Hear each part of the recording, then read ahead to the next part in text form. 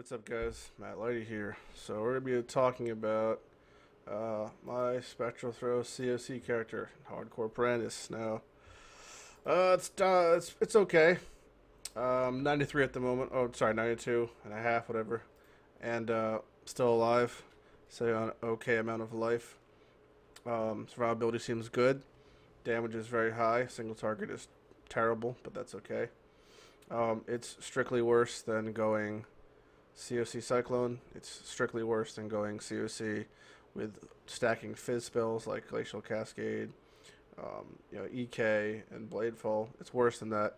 But I wanted to really make CoC Spectral Throw. I liked how it looked. It always looked cool. And so we're taking advantage of a couple things that came out in Ascendancy to really push it to where it's a little better. So let's quickly take a look at the tree. So it's pretty straightforward, picking up mostly all crit nodes, some ranged, some prod speed.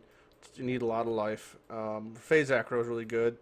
It basically prevents most of the damage we take from, well, any reflect. Really makes it a lot safer. Just all the effective pathing. All the crit nodes, Adder's Touch doesn't work because it's only the multi with daggers, sadly. And we got all the we got some spell crit here. It's pretty value, so there's no reason not to pick it up. Bunch of jewel sockets, which only get better with time. Life. And we could get arrow dancing. I'm on the fence about this because most of the close calls I've had are within melee, and I really don't want to. I don't think I want to drop that. Kind of strapped for points also, to be honest, because our next couple points are gonna be multi there. All this multi, and I guess I could jump to arrow dancing, although again it's not the best. And then if you had better gear but getting res capped is really tricky with this build, you could easily swap these proj damage nodes for the res ones, although I actually kind of want to keep them. I think it really helps you, and it's not the worst value. So because gearing is kind of tricky, because we have to use Elrion rings and Elrion amulets. Now this makes our Spectral Throw cost 0 mana. Alright, so this should cost 0 mana, and so does our Whirling Blades. So don't have to worry about that. Because of that, we can actually run no regen maps, half regen, quarter regen, any of the regen maps, we can run any of them. Now, we also have to run a Vagan Dagger.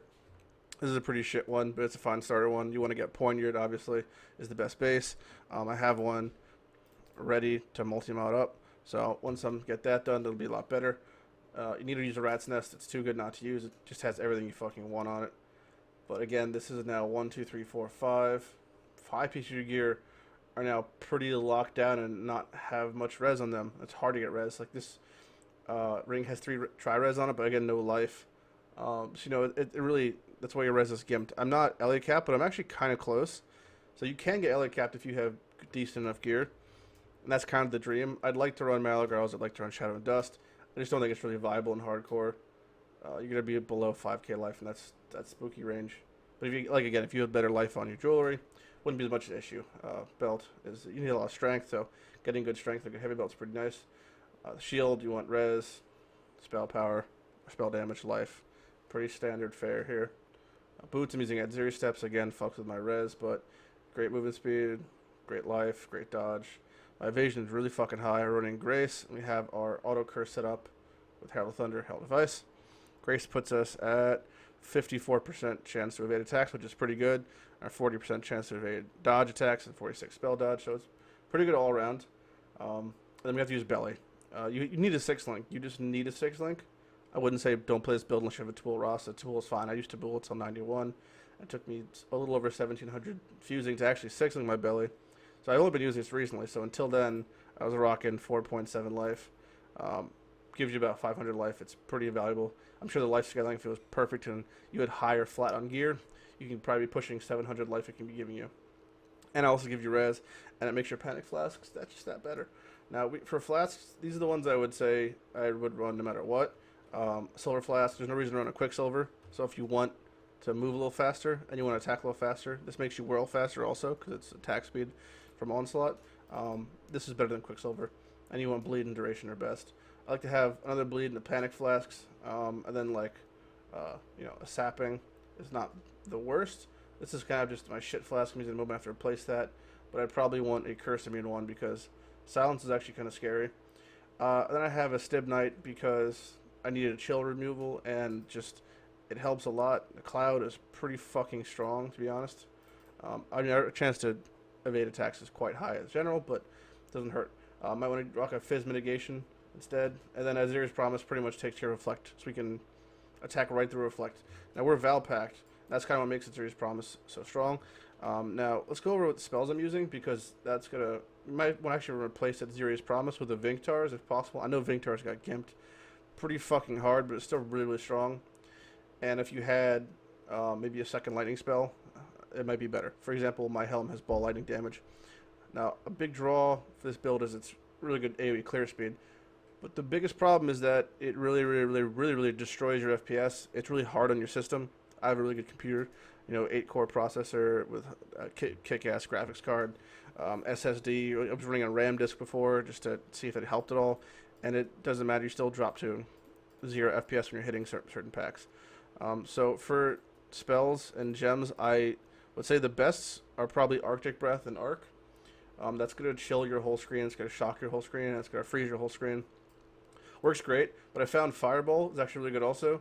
It's good for AoE, clear speed, and you can actually shotgun if you pull a boss in a corner since your AoE is a little low. So you're going to be running 2 spells, Life Leech, GMP, Spectral Throw, Cast and Crit.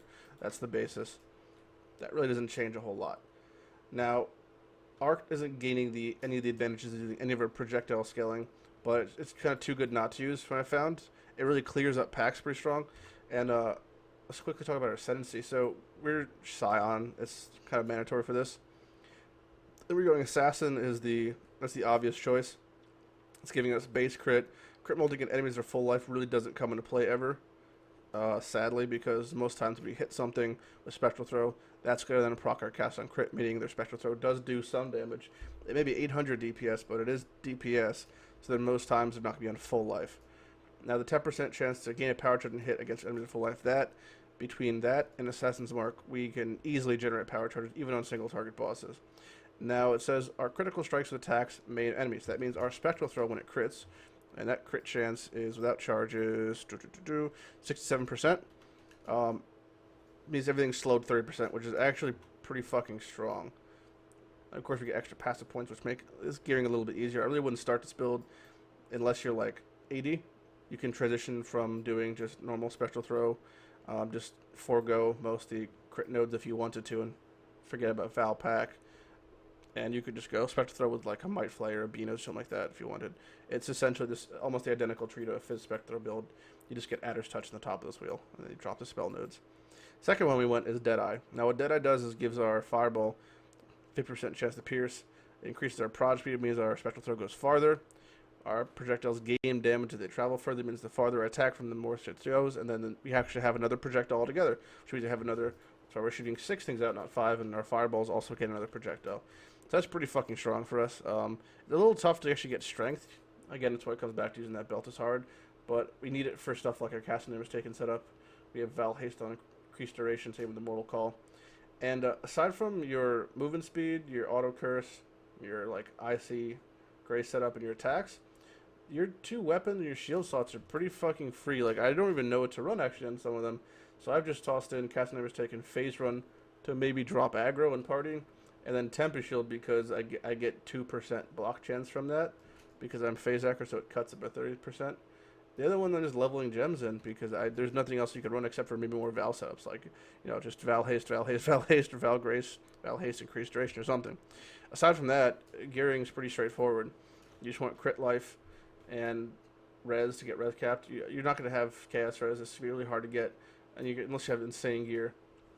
I mean, the next step pretty much for this build is if you just go low life, and you just gain a bunch of advantages that low life has. So let's do a quick little map demo. I just showcase the builds. I mean, really good range, really good clear speed, and just really fucking low frames it hits, especially in Prentice, so it gets pretty rough at times. So most things just get complete. This is a T9, and I have pretty good damage. Your mobility's through the roof. Most things packs you clear with only a couple attacks. Even Legacy of Zeal mobs pretty much drop. You can face tank anything you want as long as you have Azirius Flask up. It's pretty nice. The big problem is you'll often pull things off screen, which actually fucks with your clear patterns. I found I'm a little OCD about how I like to clear maps at times, and you're gonna be shooting a lot farther than you actually see. Most of your fireballs go way farther than you do. It's because that may fuck with your clear pattern. But most things require just one attack. The second your life drops, you pretty much go right back to full the second you hit something else. Because we have so much leech. Another way you could do it is you could also go Berserker instead of Deadeye. That gives you 2% leech unless you run a third spell maybe. But it's a little scary, and I don't want to take the chance of taking any more damage from it. You pretty much freeze hard when you're attacking these, allies can't die packs, and you can't really see what's happening, so you just have to keep attacking until everything's dead. Now people have asked me if this is a hardcore viable build. I mean, I'm like, I'll probably be 93 tonight in hardcore, so if that makes it viable, you can check out the video I did about what makes a build viable, but I would say this is not a first timers build if you're playing hardcore. I wouldn't do this unless you know what the fuck you're doing, kind of, because you have to just really gotta take it careful with some of these situations where you literally have your game just freezes up. But again, most things are in your hands to dodge, and you have like you can manually dodge things. You have the best movement skill in the game, and you have phase acro with steps. So if you do get hit, which doesn't even happen that often, there's a lot of fail safes that allow the lag to not be as big of an issue. But party play is pretty much a nightmare if you're playing past like 3 people. We've done a bunch of testing with certain spells, and again, Arctic Breath is the best way to go because you can imagine the amount of chilled ground on the screen right now. If I was attacking with that, that's 6 Arctic Breaths shooting out every like 0.2 seconds on a normal pack. But again, if you can't play because you can't see, then you really can't use that skill. And I really encourage you, if you do play this build, to just test out some skills. There's tons of cool ones. I use the card, the Cataclysm, I believe it's called, which gives you a 21 skill gem. 21 spell gem. I got I got an Ice Spear with that, and that's a great gem, gem to use also if you wanted to. It's high damage, but again, the clear speed is a little lower because it's mostly single target. You could put in ball lighting, you could put in blade fall. It's good if you're gonna go Deadeye to scale things with proj. So maybe the more proj, the better. Especially overlapping ones like Arctic Breath and ball lightning are super strong, but again, stuff like Blade Fall and EK work tremendously. EK especially because it is a projectile and it does scale off proj speed. Although the Deadeye doesn't really do a whole lot for it because of the extra proj doesn't really do a whole lot for it. But in general, EK is a great choice to go. It makes Fissure Reflect maps probably lethal. I can't do Elder Reflect maps. And that's the only map I can do, actually. I can do everything else. Blood Magic, again, you could do, but you'd just be losing all your Herald, so I really don't suggest that in general. Well, that about wraps it up for this build. I think it's been pretty successful overall. I'm going to keep pushing it until like the mid-90s, like maybe like 95, 96. It's overall, I mean, it has great AoE clear speed. It's really good solo. The FPS drops are a big problem. The single target DPS is lackluster. It's tricky to budget because you need triple Elrion 8s, you need a good Vagan Dagger, you need really good gear. But I would say overall it's pretty good now. The shotgunning nerfs that happened in 1.3 or 2.0 really kind of gutted the single target, but that's okay. If you're going to go Castling Crit, I would still say go Cyclone, or even go Wanderers with Barrage. But if you really want to play this version, this is a good time to do it. Sensei's really unlocked a lot of doors for the build between the Assassin, Berserker, and Deadeye subclasses. It's great to play Scion as Spectral Throw, Castling Crit right now. I'm at Lighty. Any questions, always ask them in the comments. Concerns, all that jazz. And I will see you guys later. Have a good day.